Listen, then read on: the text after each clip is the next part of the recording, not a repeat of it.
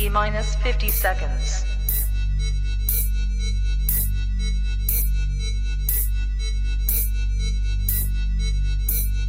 T-minus 40 seconds.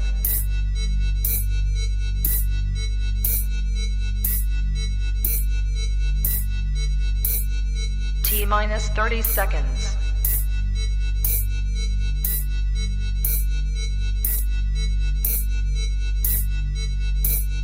T-minus 20 seconds.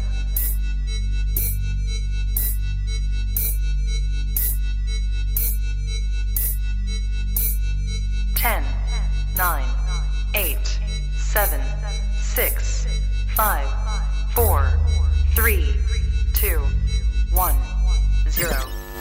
Own it, own it, own it, Kong. I own it. It did. Women's Wrestling Talk, the #1 women's wrestling show on the planet.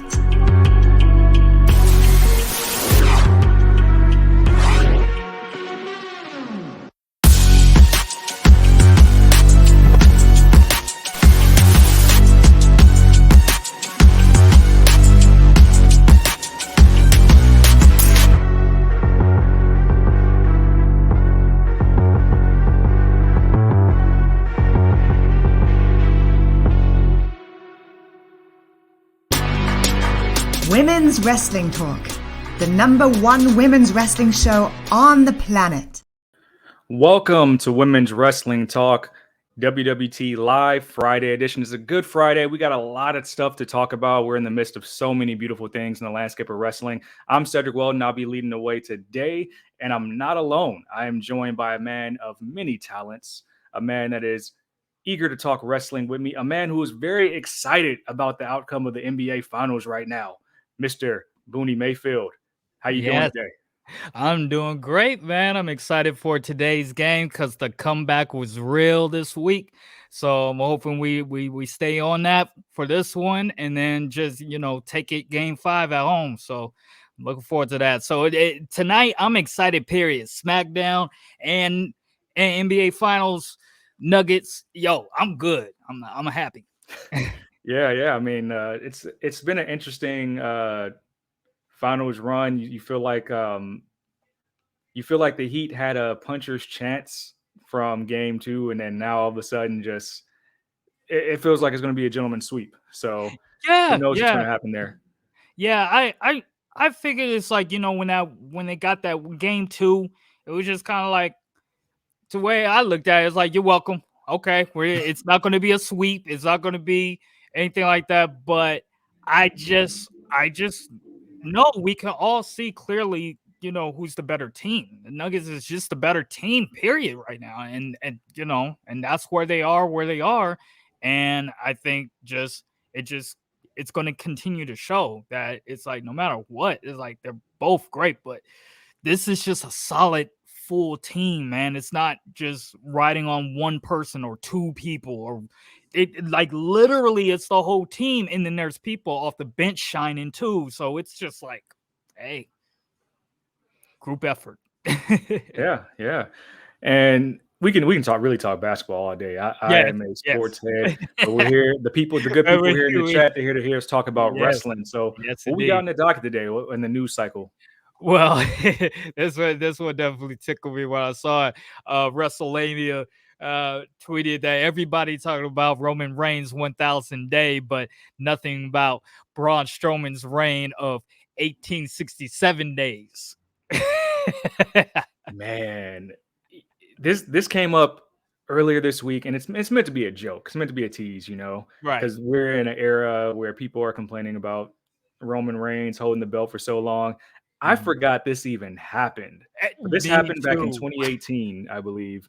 The greatest Royal Rumble, which I believe had 50 competitors in it, and Braun Strowman won this match. You see him carrying the belt. They actually made a title specifically for this match, and I think it was kind of like the Andre the Giant Battle Royal. You carry it around for a few weeks. It appears on camera with the big trophy in the back, and then we don't hear about it anymore because that was the only greatest Royal Rumble of all time.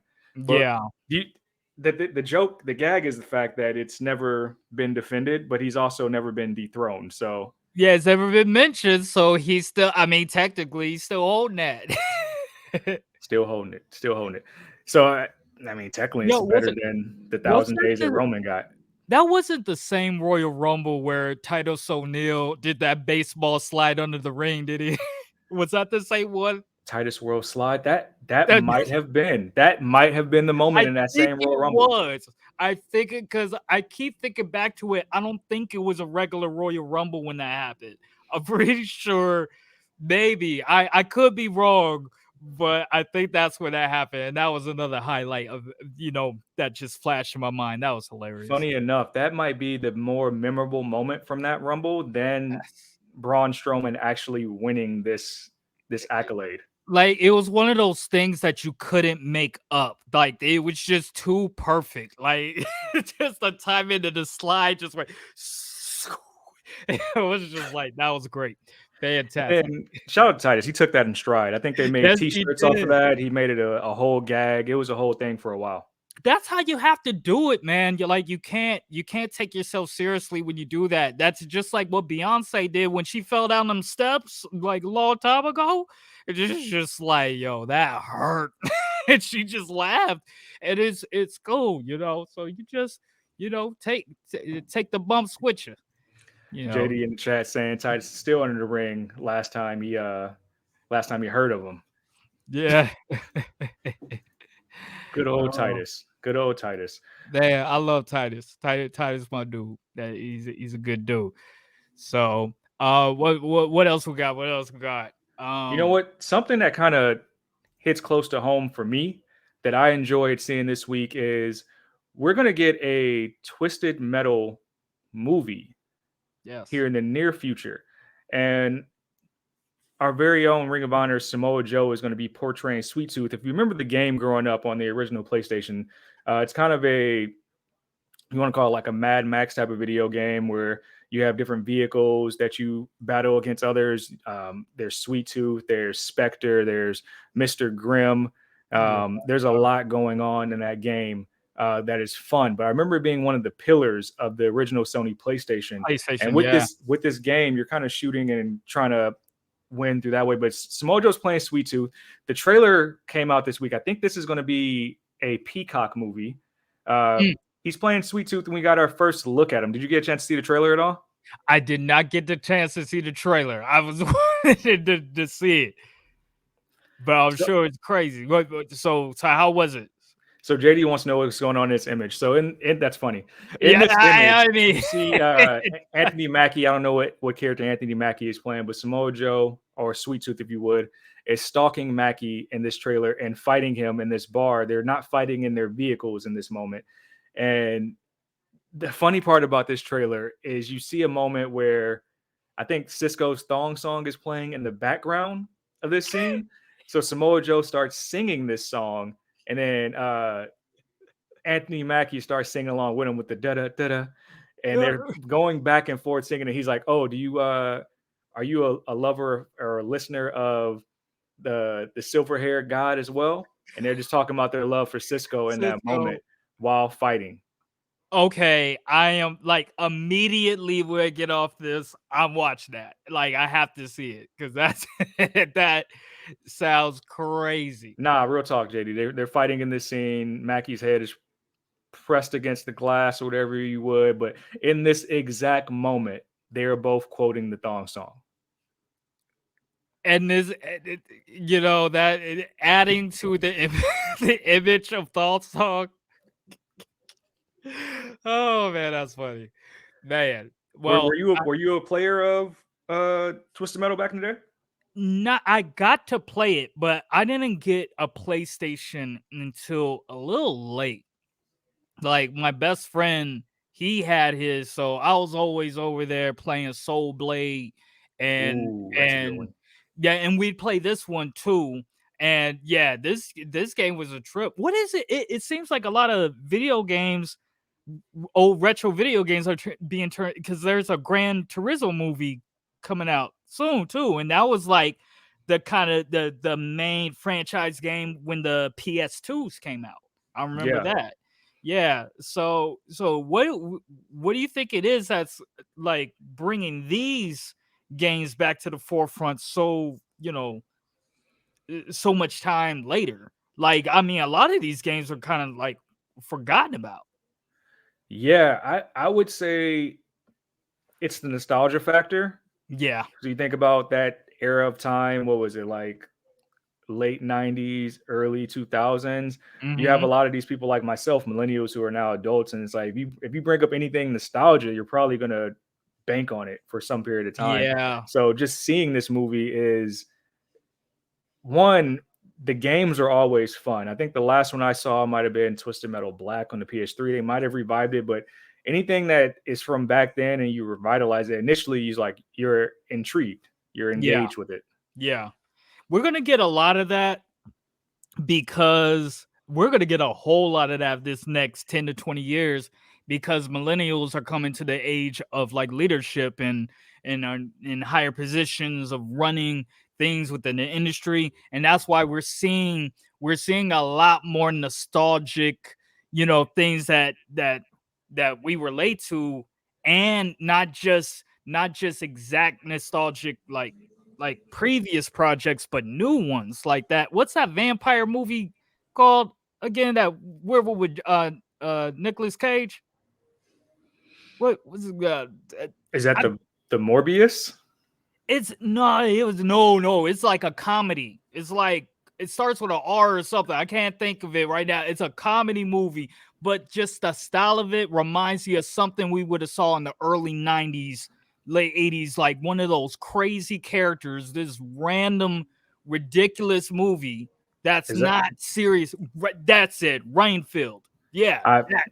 I haven't that. seen it, but I think I've seen maybe a commercial. I haven't seen the movie. When I saw the trailer, I'm like, yep, millennials are behind this. Millennials are behind all this stuff. Because if you think about it, millennials grew up in the best time of pop culture. Ooh, that's It- interesting it- take. period. Because action figures, video games, all these things started really coming in fruition in the 80s. So if you're 80s baby, it's just like that's when Ninja Turtles was introduced. Just everything. We're getting Saturday morning cartoons, on top of that. You know what I'm saying? So Saturday morning cartoons, action figures, then all the kind of movies that we're getting back then too, the Ghostbusters, whatever. It's all over the place. So we had the coolest time in pop culture. Add on the music from like Michael Jackson, all that, and then hip hop becoming new, all this stuff. Like the millennials grew up in a very amazing time that now that we're older adults that can kind of afford we can afford all the things that we wanted when we were growing up as kids. A lot of millennials are going through a big grown ass kid phase right now and collecting the stuff that we would now. It's all this nostalgic stuff just resurfacing and we're just able to get it now. It's That's really true. cool. If It's you really put it that way, back to what JD said in the chat, it is a cash in because like you said, whoever exactly. was younger at that time, we got money now. So it's like you see something Mhm. that you don't necessarily need, but you're like, oh, that takes me back to that time and to that era, and it's just to relive that again for just a brief second. It's like, yeah, Yeah. why not? Why Yes. not? So that's probably why we have a Twisted Metal movie. But shout out to Samoa Joe out here getting the bag, getting the Yes. bag. You had movies. Yeah. I know he's big in the gaming culture from his time on Up, Down, Down and stuff like that. So this is probably Mhm. right up his alley, and hopefully it's just the first of many appearances from him on the big screen. Yes. That's dope. Congrats to Samoa Joe. Keep doing your thing.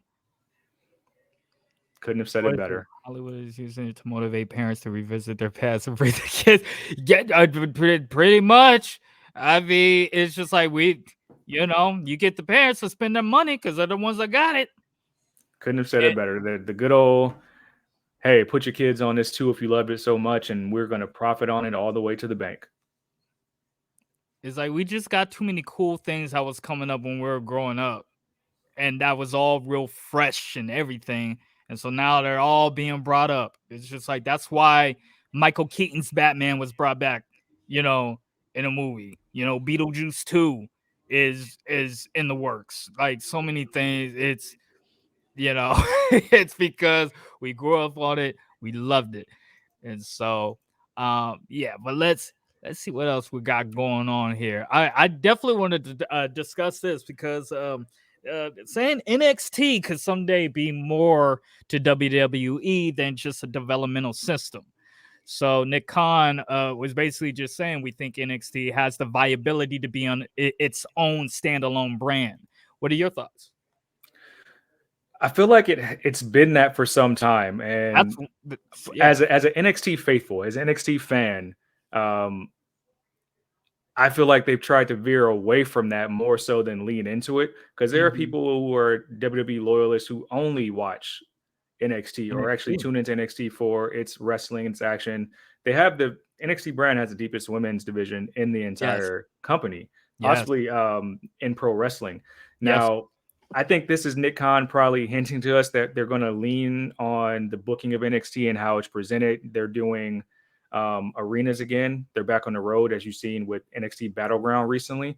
That we're going to try to go back into what that black and gold era meant to the company. Yeah. And which is good for business. I think what's beautiful about it right now is that we're seeing more of the crossover work at NXT. You see a lot more main roster stars coming to elevate the superstars there in that brand. It's helping a lot of people with like It really is. the New Day coming down and working with Pretty Deadly. We see Baron Corbin getting ready to have a collision with Ilya Dragunov and Carmelo Hayes. Dana Brooke was just in the number one contenders battle royal. Ali, who I've been clamoring for years to get a run at NXT, seems like he's about to be competing for the North American Championship. It just makes so much more sense to have NXT build as its own third brand and show, because it will help the entire company. A lot of these guys who don't get to do anything, a lot of these guys that are stuck in catering, send them on down to Tuesday nights and let them get some work in.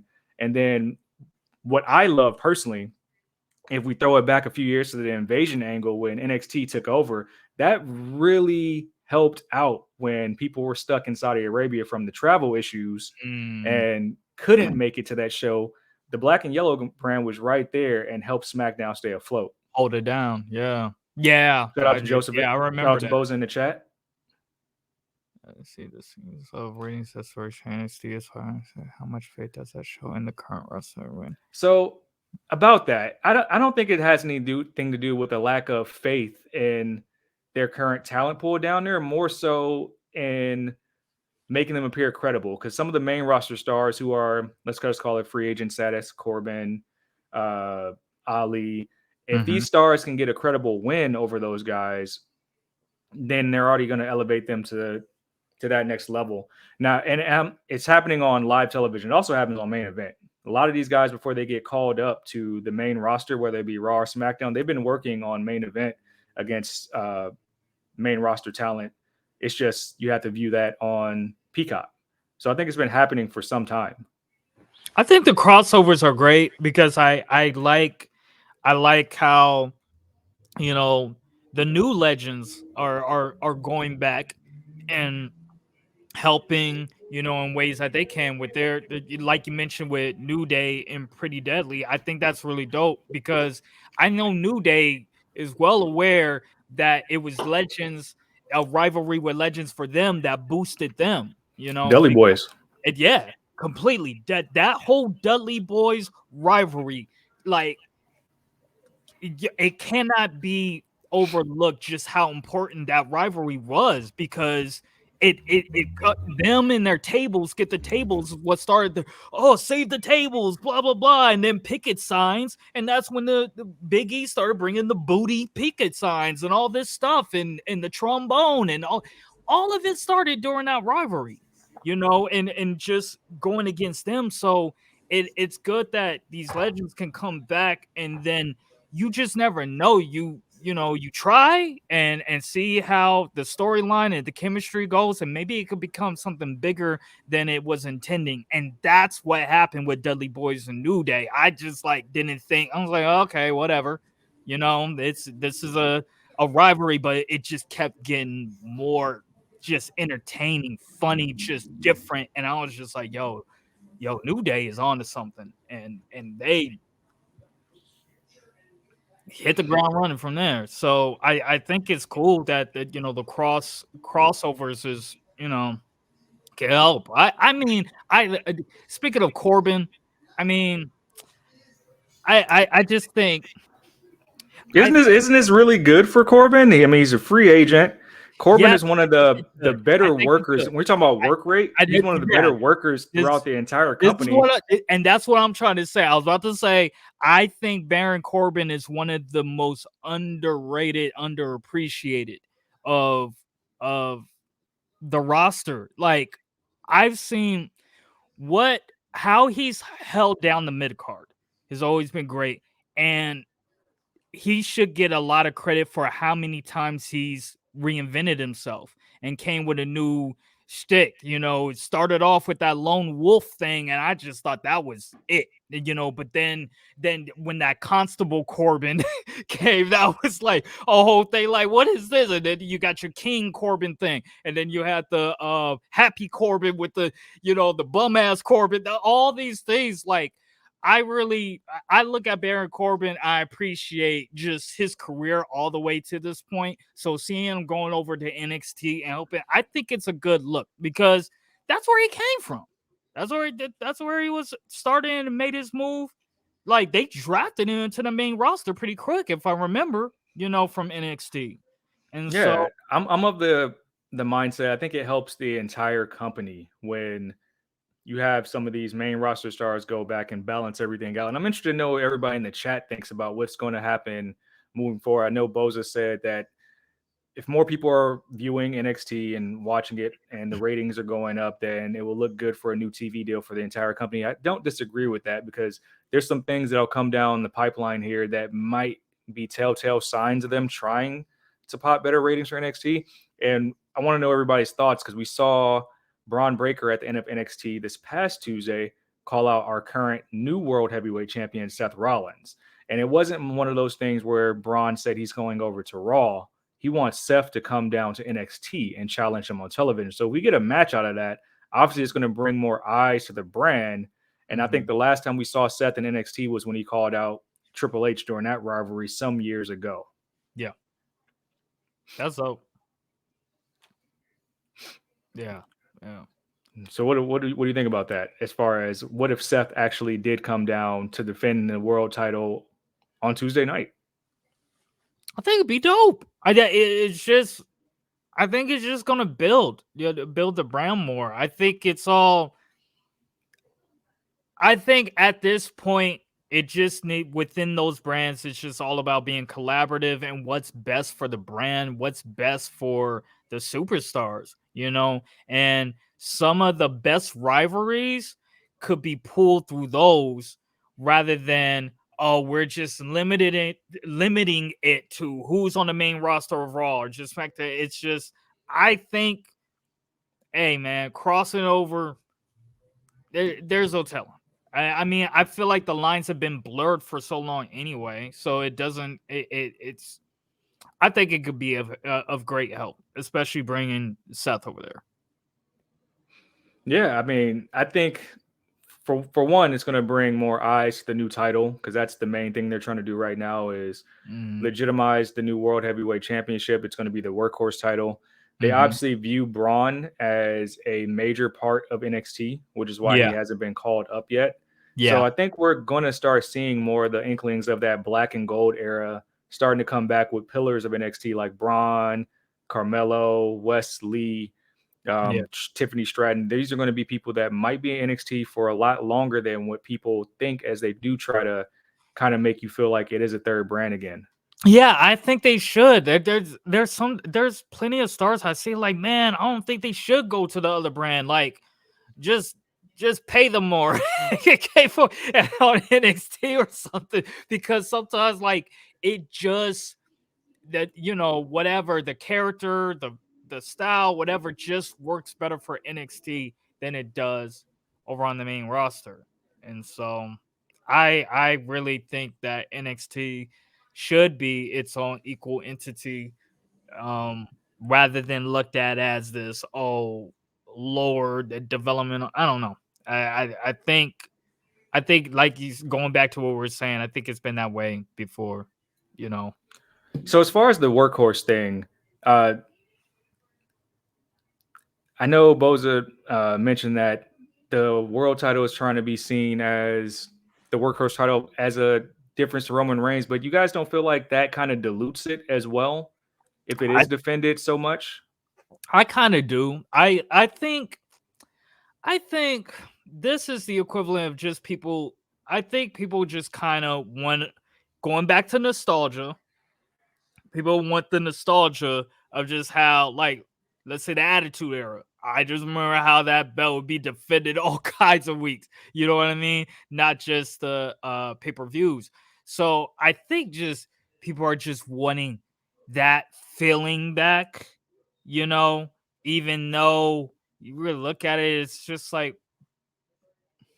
does it have to be this workhorse thing? Do we still have to, does this era have to, you know, be that? I don't know. What are your thoughts?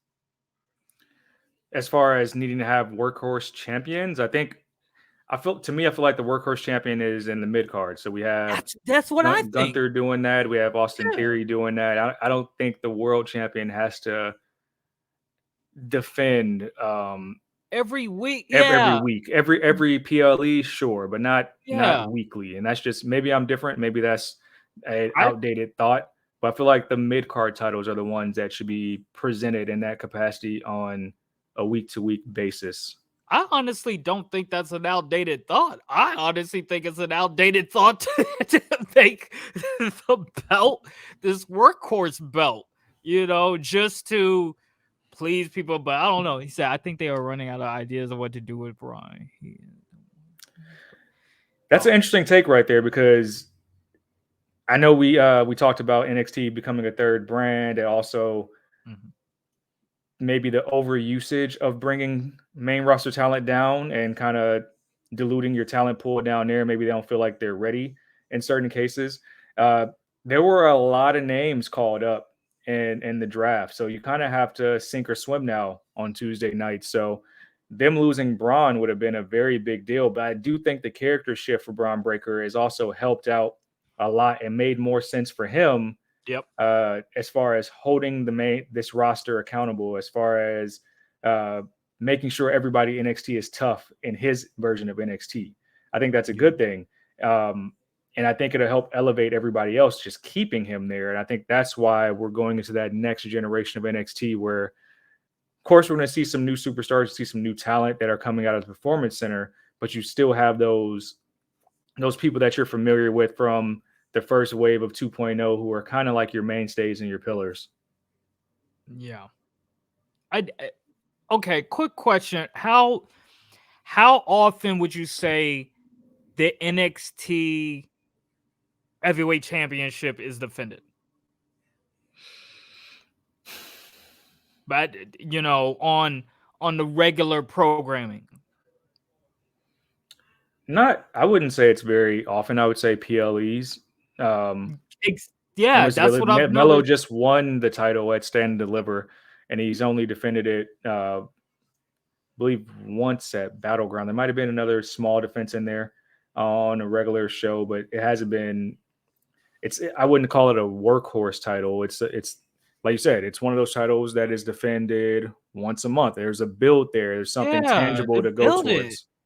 Build it. I just, like, I'm not interested. I'm not that personally that interested in that Attitude Era style of, and I'm an Attitude Era fan, but the style of just like, just defending the championship on Raw, you know, and stuff. It's like, it's like, you know, the pay-per-views. If you're doing that with NXT already, then why are you making that the case on Raw? And that goes back to, I just feel like it's just a sense of just wanting that nostalgia and whatever. And since Roman has had the belt for so long and it's been on that extreme, it's just like, okay, we got to go the other extreme. It's like, stop being extreme. Stop going the extremes. Just balance it. Like, you don't have to make it extreme. Like, have to do it like get it back to those on the, you know, pay-per-views, and if there's a more significant part of the storyline, something that's been building up for Raw or SmackDown, to throw it on there. But don't just throw it on there like an open challenge. Like, don't open challenge the damn like top belt. Don't do that. No. Yeah, I think it dilutes it. Bozo's shouting out Noam Dar is on TV. I love the metaphor. I love that he has his own faction. And I think that's one of the things that's going to make NXT more appealing to whatever they're trying to do, is because you have guys spread out throughout this brand who have been doing the live shows, who have been doing the live television Tuesday nights, who have been on the main roster. Noam Dar had a run on the main roster as well years ago when he was aligned with Alicia Fox. So these aren't just, for lack of better words, your newbies, your fresh out of the performance center talent. There, it's kind of blended in with a lot of guys who have held up NXT UK, who've been on the main roster when the cruiserweight title was popping back then. I think it just works. I think it just works. Yeah. What else we got? I agree. Okay, looks like Miro is gonna be returning on, let's see, June 17th, when AEW Collision will premiere on TNT. So I guess he's been out for quite some time, not off of an injury or anything, but more so, this is why I'm not used to hearing that it was more based on creative not really having anything for some time, but now I guess they do. Yeah, Miro's been the Redeemer. I think he made an appearance not that long ago, but he's been, if you want to call it, criminally underused. So we now know that he'll be making another official appearance at Collision a week from tomorrow, June 17th. And it's a part of this new age of what AEW is going to become. Call it a soft roster split if you want. We know CM Punk is going to be there in the main event with FTR taking on Samoa Joe, Jay White, and Juice Robinson. So this could be a sign of what you're going to get with AEW Collision on Saturday. You're going to have certain superstars that you can tune in to see that will represent what that show stands for. And I think Miro's a good person to feature because he hasn't been used on TV in some time. Yeah, definitely, for sure. Quick, do you know if Lana's still supposed to be coming to AEW? I've heard nothing in that regard. I don't Yeah. think Lana is. I think if you follow Lana on social media, you see her still hanging out with a bunch of wrestlers like Liv Morgan, Damian Priest. She does she's backstage at a lot of different events. I don't think she's actively looking to be a valet or performer or anything of that right now. Yeah. Okay. Yeah. I was just curious. Well, that's cool. Yeah, Miro doing his thing, man. I'm always love me some good old Rusev Day from back in the day, man. Yeah, it'll be interesting to see what direction they go with Collision, because if it is kind of a soft brand split, and we know that's being spearheaded by CM Punk, it'll be interesting to see what titles are going to be featured on that brand. Like, we know Rampage is typically the TBS title show, which is now held by Chris Statlander. We know which titles feature on Dynamite, typically Wednesday nights. Is this going to be more of a space where some of the Ring of Honor superstars can be featured on Collision? There's so many questions that hopefully will be answered over the next week as far as Collision leading up to the very first show next Saturday. But it's an interesting spot for them to be on television.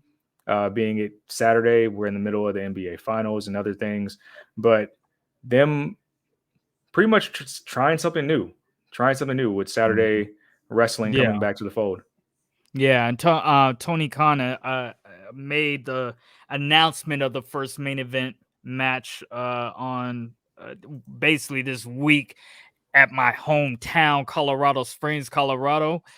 And I just have to say, Gerard's not here, but after seeing that announcement compared to AR, it just made me laugh so much more now, comparing AR Khan Tony Khan's announcements. I like my Fridays with AR Khan, and he's not here today. He's not here today, and I really wanted him to be here today because I saw it was in my hometown, Colorado Springs, my high salute. And I was just like, man, this is perfect. This is hilarious. All right, I gotta tell Gerard Friday, and then find out he ain't here today. I'm like, oh, okay, all good.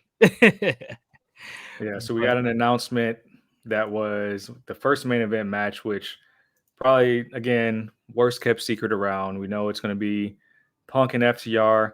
I think whatever side of the fence you're on, I think you can be excited that you're going to see a new wrestling show. You don't really know what to expect at the end of the day. And hopefully it'll outperform whatever your imagination is for what happens on that evening.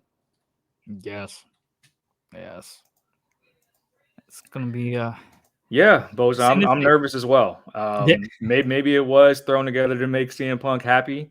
Maybe hopefully it's not a bad idea. I think just being able to get back to some sense of normalcy with everything we've had going on surrounding CM Punk for the greater part of the past year, I think that's what'll be a good thing. It's just getting back to some regular schedule programming surrounding AEW. I missed the entire Ruthless Aggression era. So I missed all of C Punk's era. So I just don't get it. I just don't get it.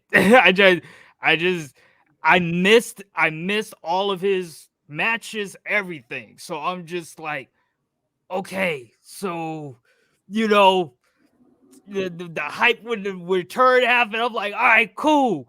I'm just like, I missed all of it. I missed the whole Ruthless Aggression era, and I'm not a Ruthless Aggression era fan, really, of that cohort. Like, I wasn't into that era, so I missed it. Can you help me understand just like what CM Punk brought during that era?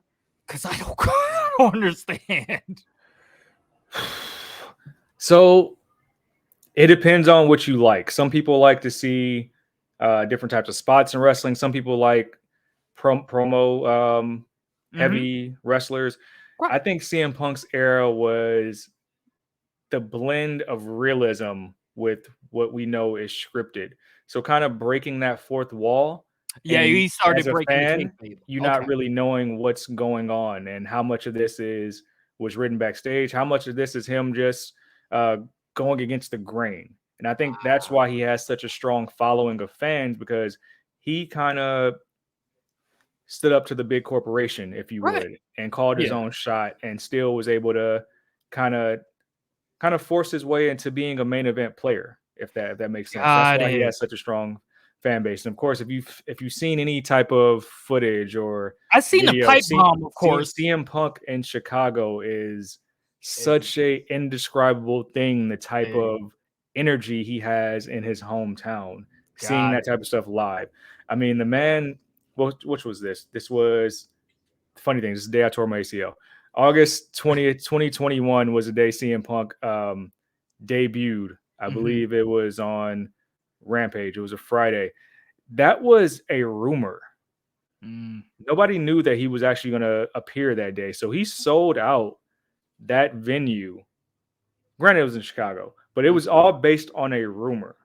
Like, if that's not star power, I don't know what is. Yeah, that makes sense. That makes sense. I just needed to understand further, because it was like for instance, The Rock being one of my favorites. He wasn't, one of my favorites based on in-ring matches and stuff. It was really just over his promos and just everything about him. But it wasn't like, his matches is what, Shawn Michaels is for so many people, or AJ Styles. So that's where I was running. And yeah, since I missed that era, I was just like, so what was it that was the main thing? Was it like his matches, or the promos, or I had missed it. So I was just like, I don't get it. Someone explain this to me.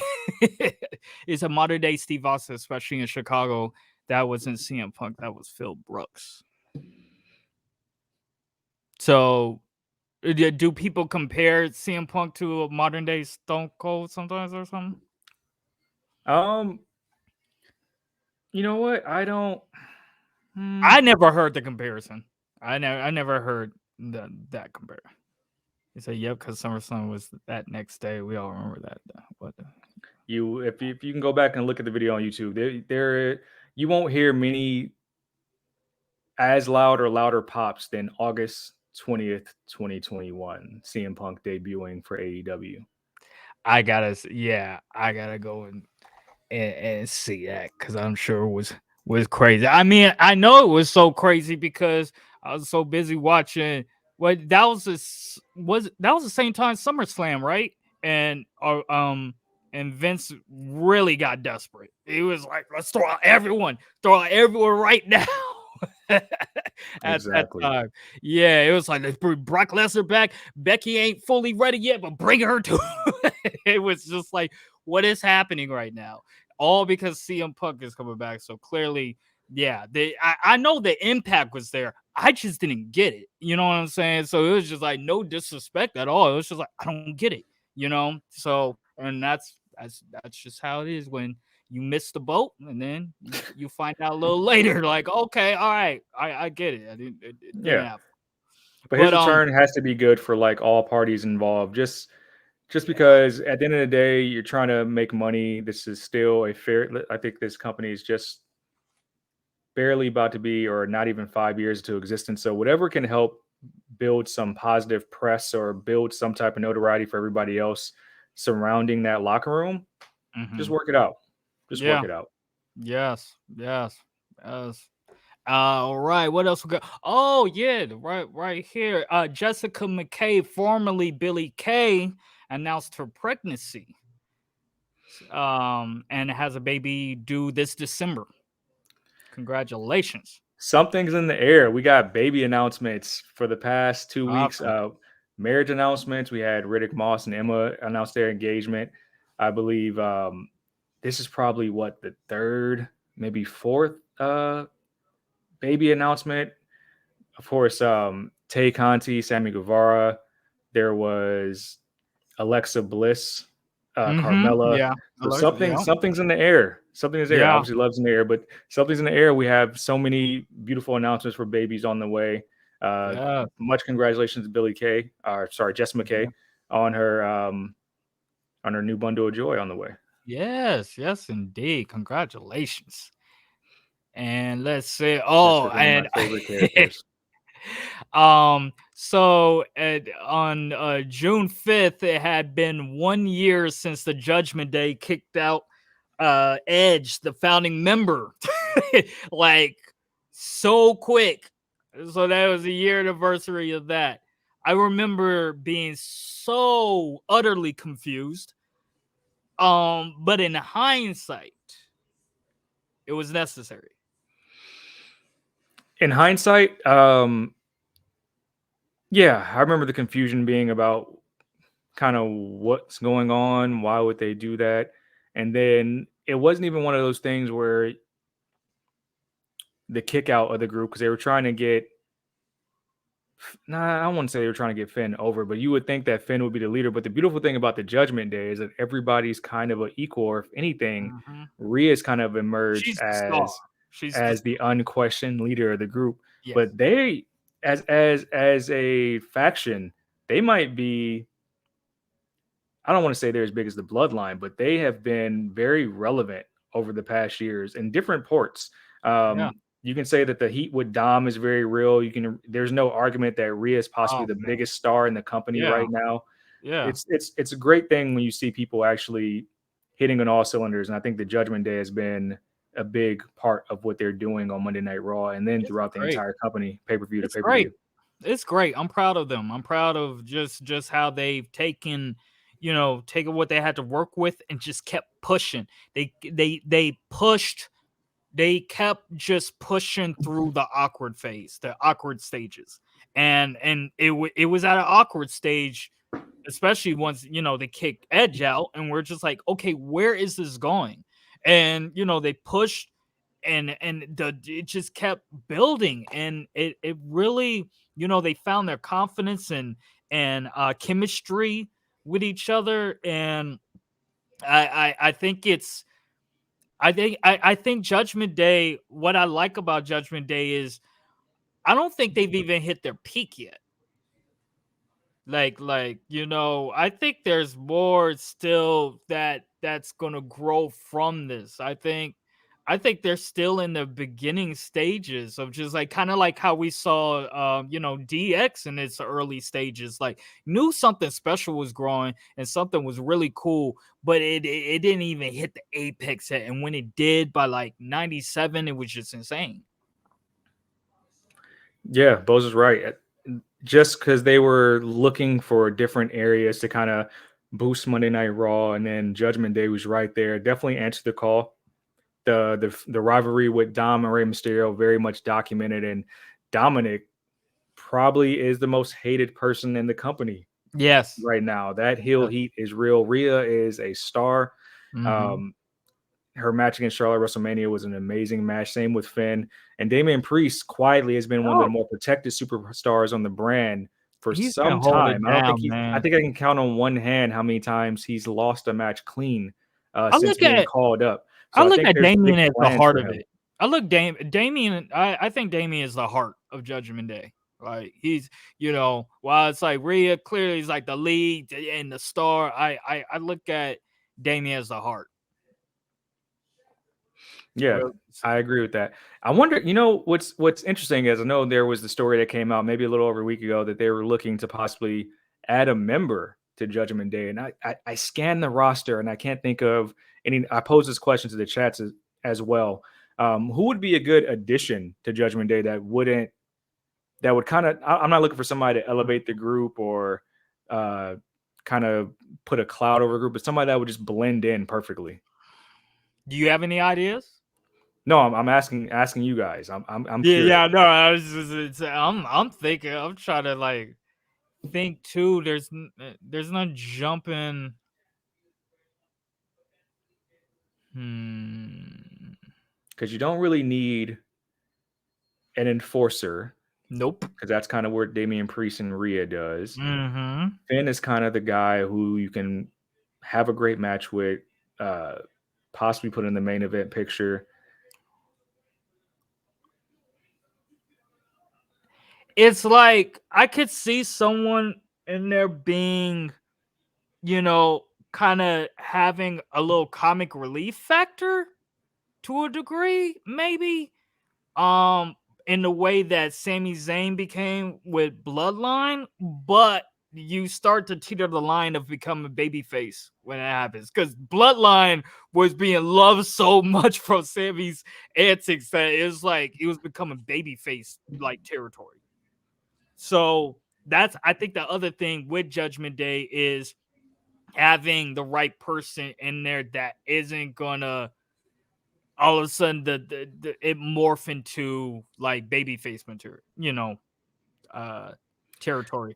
JD said Ali needs something to do, but I know Ali is using his free agent status to be in NXT, so I think he'll be down there for a while, feuding with hopefully Wesley for the North American Championship. Boza brings up an interesting name, JD McDonough, who just recently got called up. He was trained by Finn, very well traveled, the both of them. JD McDonough is an interesting name who I think would blend pretty well. Yeah. But his current gimmick, I don't think it's Judgment Day-esque with what we've seen in NXT as far as him being kind of I don't know if you want to call it like a body snatcher, break your limb piece by piece type of gimmick. I don't know if it really fits, but as a worker, I would love to see it. Yeah, it could work. I just feel like Judgment Day doesn't even really need any additions like that right now. I don't know. I think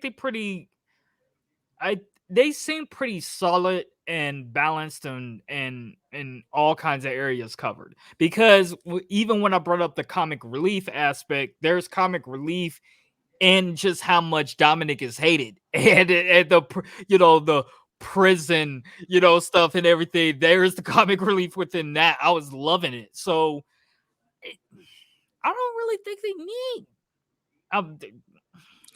I'll tell you. I'll pose this then. Maybe I know we looked at adding a member. What about, since Rhea is such a huge star, what about Rhea as far as mentoring somebody in the women's division as a part of the Judgment Day? Who in the women's division could probably use that rub? I would love to see. Damn, her name is right off the Cora Jade. Okay, you went there. Okay, I can see that. Yeah, like that fits under someone being taken under her wing, which means I think that could cross over, in a way. I'm interested in where Cora Jade is going with things. Like I'm very interested. Like there's something about her that I'm like, yeah, I think there's something. And so that's one I could see. If I can get behind that. See, I was thinking more along the lines of possibly a Nikki Cross, who we've seen in a maybe faction before with Sanity. I think Nikki Cross would kind of be that the kind only of thing is wild card. the only thing I don't it's just Nikki. It's just when she's heel, it's just crazy. She doesn't really do promos like that and whatever. I would honestly rather see what's her name from Chase U get flipped and get corrupted and go to Judgment Day. That would be interesting to see her turn to hyper blah blah and turn into some sinister ass like under Rhea's spell. What's her name Tia again? Hell would be awesome. If you're talking about Tia Hell, who just won the #1 contenders battle royal, that would be Her awesome on because Judgment her Day? type of gimmick, as far as being like, whatever it is, I'm ready for it. I'm a run up type of thing. I think that would actually be very perfect for Yeah, her because if she she a did it. G. She go hard for a team, so if she ended up in Judgment Day, she'd be crazy. I Yeah, like that. I Tia like Hell's that. character is awesome. I think Yeah. that would actually match very That well. is the person I would say I'd like to see her at it. Cora Jade, she's still kind of got her own thing. She still got to like run her own thing for a while, but TL, yeah, that would be dope. Yeah, we might actually be able to speak that into fruition if this Chase U stuff doesn't work out for her. Yeah, She's 'cause already getting the I mean, tutelage from Drew Gulak and Charlie yeah, Dempsey, who are mentoring Chase U, who's a babyface faction. Of course, they're heels, so maybe that does turn her to kind of a darker side type of yeah. character. I think that would be dope. Um, and also got let's see, do we have anything else? Did we go through everything? Let me check. We might have went through everything. I think we did. Yes, we have. That rarely happens. We actually got through everything. We actually made it. Well, I know we got to get up out of here soon, but what are you looking forward to most as far as the outcome for SmackDown this evening? Because this is the episode, as Paul Heyman shouted out this past Monday, where Jay is going to make his decision. I'm very interested. Because I think what they've been doing a lot and doing well with the bloodline is just when you think you know exactly how it's gonna play out, it's like they flip it. You know what I'm saying? So it's one of those things where it's like I wouldn't be too surprised if Jay flip and stays with on the other side, but I wouldn't be surprised by either decision. I'm just interested in seeing which decision it is and what is the reaction and outcome from there. Yeah. So yeah, it's definitely gonna be a trending topic, whatever happens, whether it's turning on Roman, whether it's turning on Solo. I think the easiest bet is us to get a tag team match at Money in the Bank. It kind of keeps Roman's title run going on even longer. It kind of gives them all something to do on the card as well. When you're going to be looking to see who gets to be Mr. or Mrs. Money in the Bank. Boza, is this for real? Are they actually going away from Raw Women's Championship, SmackDown Women's Championship? Because I know there's been a lot of chatter about that, and we're looking to kind of get away from the brand specific titles, which is why we have Seth's new title. Mm-hmm. Oh, wow. Yeah, it's reported on WWE.com. That is interesting. So now, so now the whole hiccup with Asuka being Raw Women's Championship and Rhea being SmackDown Women's Championship, we're gonna eliminate that, and we're gonna just get definitive titles. So that's actually pretty cool. Yeah, definitely. I think that's pretty cool because that means that now these titles, looks like we're gonna get into an era where all these titles can be defended across both brands, all three brands, and not have to be very brand specific. So that's actually very interesting when you pose it that way.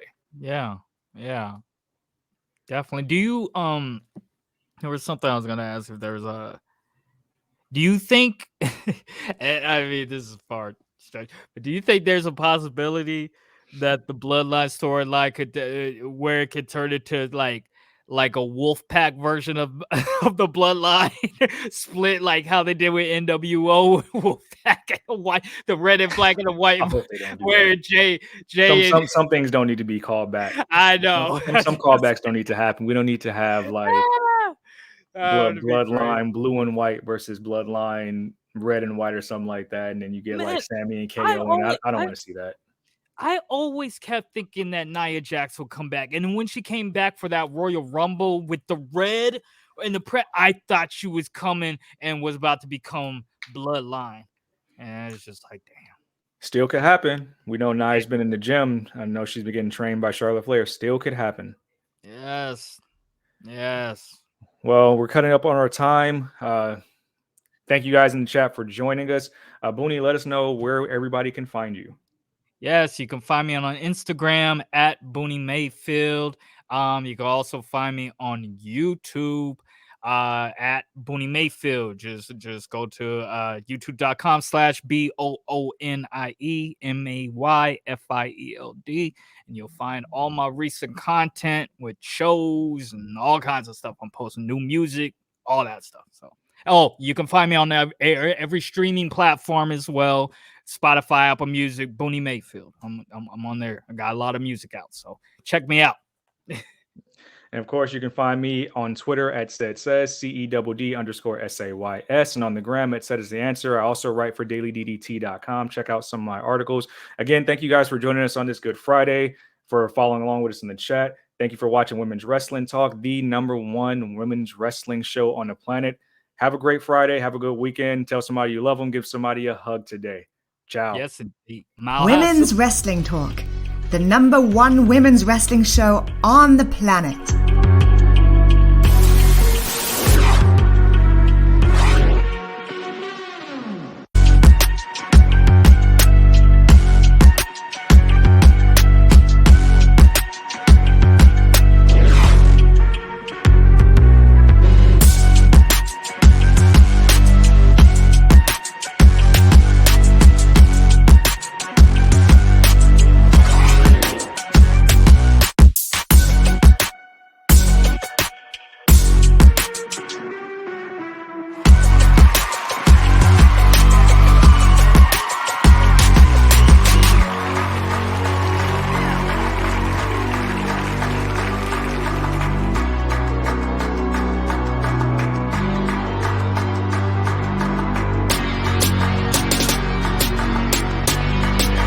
Women's Wrestling Talk, the #1 women's wrestling show on the planet.